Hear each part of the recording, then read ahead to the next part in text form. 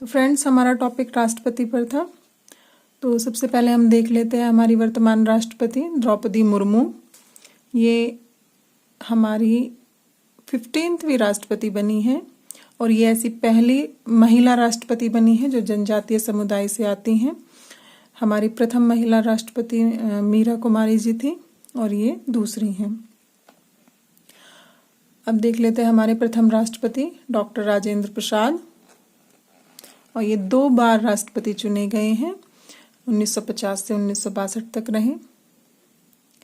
इसके बाद आपके डॉक्टर राधाकृष्णन, ये 2 बार उपराष्ट्रपति और 1 बार राष्ट्रपति बने। डॉक्टर वी गिरी, ये ऐसे राष्ट्रपति बने जिनके समय में दूसरे चक्र की मतगणना करनी पड़ी। नीलम संजीव रेड्डी, ये पहली बार में हार गए थे लेकिन उसके बाद निर्विरोध राष्ट्रपति चुने गए। और महिला राष्ट्रपति प्रतिभा देवी सिंह पाटिल। कार्यवाहक राष्ट्रपति के नाम आप जरूर याद करें, वी गिरी, न्यायमूर्ति मोहम्मद हिदायतुल्लाह और BD जत्ती। एक्चुअली वैसे हमारे 18th राष्ट्रपति रहे हैं, बट अगर निर्वाचित की बात की जाए तो निर्वाचित हमारी ये 15वीं राष्ट्रपति बनी है, क्योंकि 3 राष्ट्रपति हमारे बीच में कार्यवाहक राष्ट्रपति बने हैं। तो ये कुछ इम्पोर्टेंट थे राष्ट्रपति के बारे में। अब देख लेते हैं राष्ट्रपति के अधिकार एवं उनके कर्तव्य।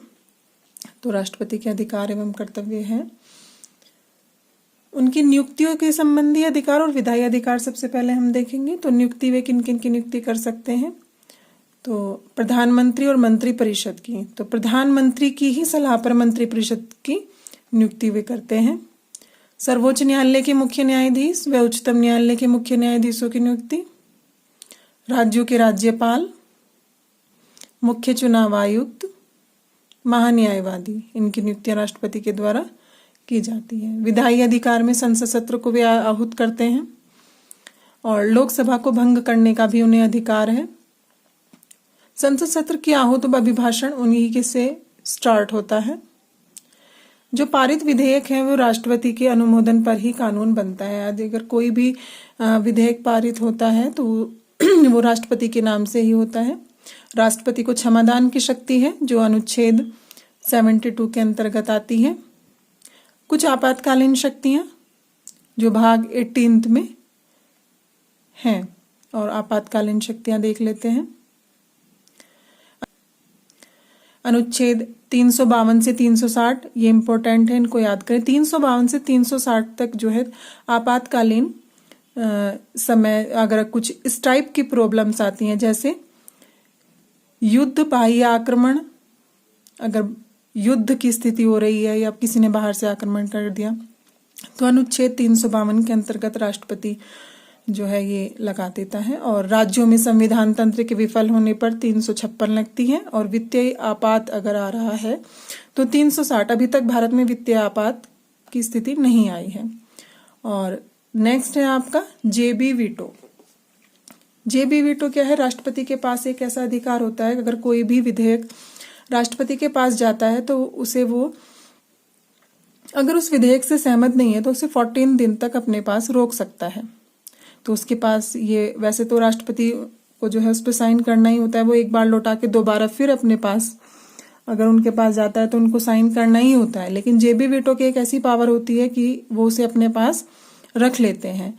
और ये पहले राष्ट्रपति हमारे ज्ञानी जैनसिल Singh ji, sorry due to some cold, Giani Zail Singh, ये पहले राष्ट्रपति हैं जिन्होंने JB वीटो का इस्तेमाल किया था।